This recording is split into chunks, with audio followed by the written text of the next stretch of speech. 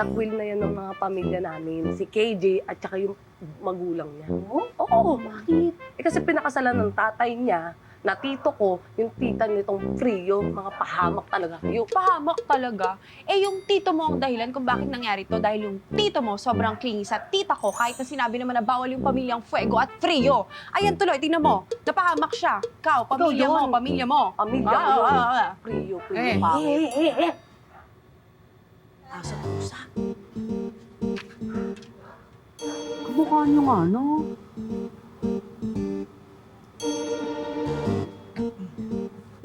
Hi, cousin! I miss you so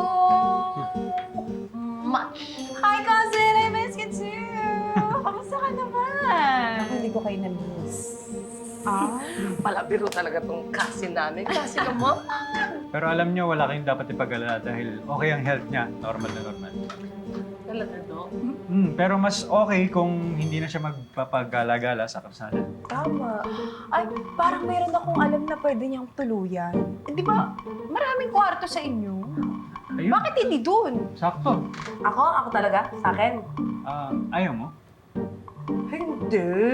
Wala naman ako sinasabing ayoko. Mas kailangan lang talaga nito kasi kulang sa pagmamahal niya mag-isa lang sa buhay niya. Kasi ako may kasama, oh. So, sa'yo natitira si Kathleen? Sige na, please. Please, sige na. Please, para may matuluyan siya si Kathleen. Sige na. Pumayag ka na. Please. Sige na nga. Talaga? I'm so excited ako. Talaga? Oo, excited ako ba sa mamaya? Matulog ka din din sa amin, ano ka din sa amin. Para maluwag na pala sa bahay ko. Pa-plastic nyo, porque nandito si Doc. Bait-baitan kayo. Diba? Ano napaka-plastic? Ikaw yun, hoy! Ikaw yun! Water! Ikaw yun. Sige, tama na. Mabuti pa. Mabuti pa, Kathleen. Magpahinga ka. Pahinga na tayo, Dok. Pahinga na tayo, Dok. Alam mo, napaka-KJ talaga niya ni Kathleen Joy. Basiraan ba naman tayo kay Tristan? I know, right? Ako talaga, ha?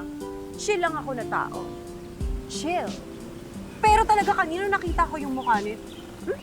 Sarap patulan. Kung wala lang yung bebe loves ko doon, na si Tristan, sinunog ko na kilay nun. Ako naman, pinriz ko na yung tila niya. Totoo. Pati na sila! Hindi, ah! Mga Zay, magpapasko na rin. E di magbati na kayo. At isama niyo na si Kathleen Joy, please. Kasi kawawa naman.